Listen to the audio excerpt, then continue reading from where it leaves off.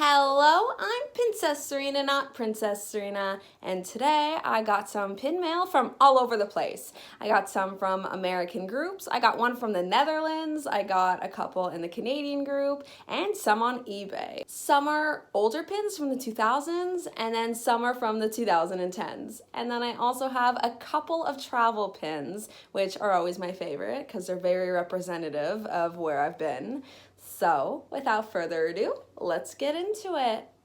First up, I have this Playhouse Disney pin, and it is so cute that they have just like the Playhouse Disney old logo. It makes me reminisce of like JoJo Circus and like those older shows, although I do collect like Handy Manny and like, they're not like new, but they're kind of like in the middle, and I'm kind of from the old and middle generation, I guess, of Playhouse Disney. And I snagged this one on eBay, actually. It had the best offers option, and I've been seeing this sell for like $50, and I'm like, hey, I don't need it that bad. Like, I'll get it if I could trade or if I could find like a really good deal.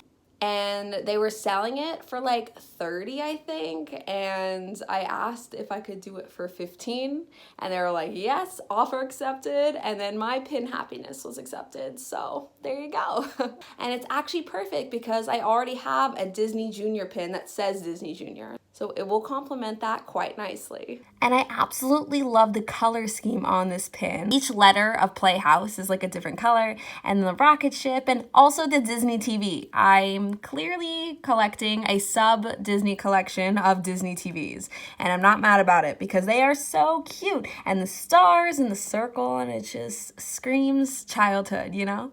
Next, I have this Hannah Montana pin, and I can't believe I found this for €8. Literally, I'm getting a message right now about a trade. The grind never stops for the collection.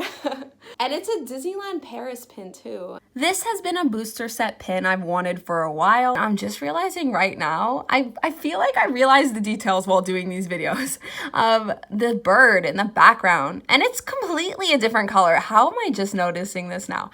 I don't know, but it is so pretty. And just her expression of like looking on the side like, who, me? No way. I know I have quite the Wally board, but I still didn't have this one yet. I have the other two Wally emoji ones, and this one's my favorite, so I'm really excited to add this little guy with the other two Wallies. Here they are in their cute little glory. Wally in love, which is very fitting with like his whole character, and I feel like all the emojis are like the one that has the little nervous sweat, like he's literally so nervous to talk to Eve all the time, and then there's one that's just him normal, and then this one, so I feel like this completes the trifecta of his personality perfectly.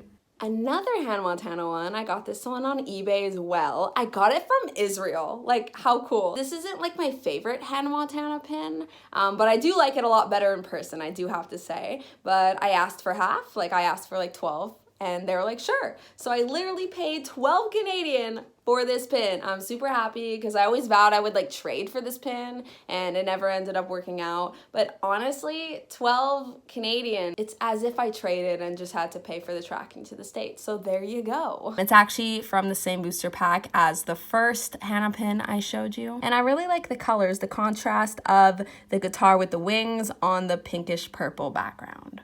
I got this November Tinkerbell pin. I love it, and the gem, it's just so pretty, like how like it's 3D and it's clear, the crystal on top of the November gem, and I'm born in November, so it goes into my little personal Disney collection, which you can't even see behind me.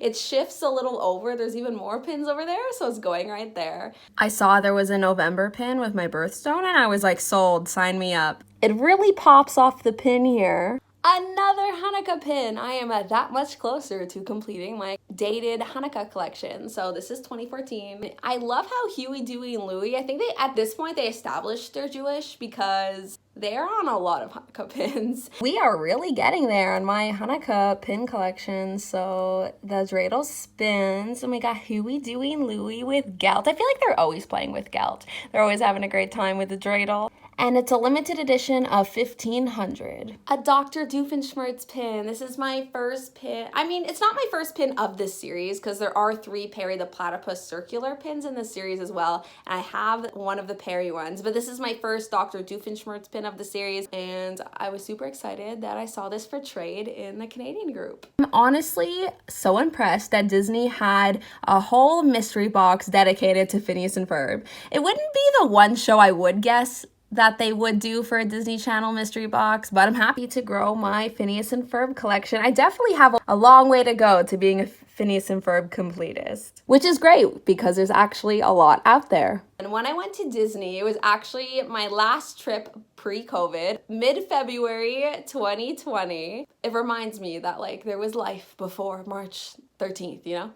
I was looking everywhere for Cocoa Beach pin because we actually went to Cocoa Beach as well and I cannot find one, but leave it to me and my pin hunting skills to finally find one. And it's a hefty one, like for a non-Disney pin, like usually they're not this big. I've been getting quite a few Florida pins lately, which is amazing because I have been missing them. I don't know why, I couldn't find any Florida pins while in Florida. So it's next to the Miami and Fort Lauderdale pins. So I looked it up. Bongo's is a restaurant on the beach, and it's actually perfect, although I don't think I actually went to this specific restaurant. I did go to a restaurant on the beach and sat outside, so it's perfect with my experience at Cocoa Beach. It's very rare I see 2 pin posts on a non-Disney pin, but this one was pretty hefty, so it has 2.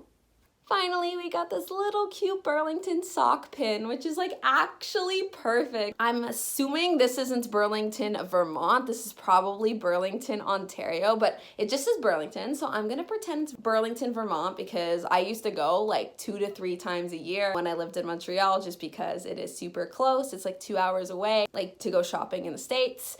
And there was this sock store that I was obsessed with and I have lots of fun socks. I have Hanukkah socks, I have dog socks, ice cream socks, like you name it. I have like socks for any occasion. And it's actually perfect. That's like Burlington on a sock for me. And it's gonna go right next to my Vermont pin that I was actually able to find while in Burlington. So here it is next to the Vermont pin. A lot of my travel pins are on the smaller side, but they're not dainty like this just because of the shape and it being so thin. And I love that it's a plaid sock. Of course, I also own a pink plaid sock because, like I said, I have a sock for anything because of this store. Just a size comparison here. Here's an overview of the pins I showed.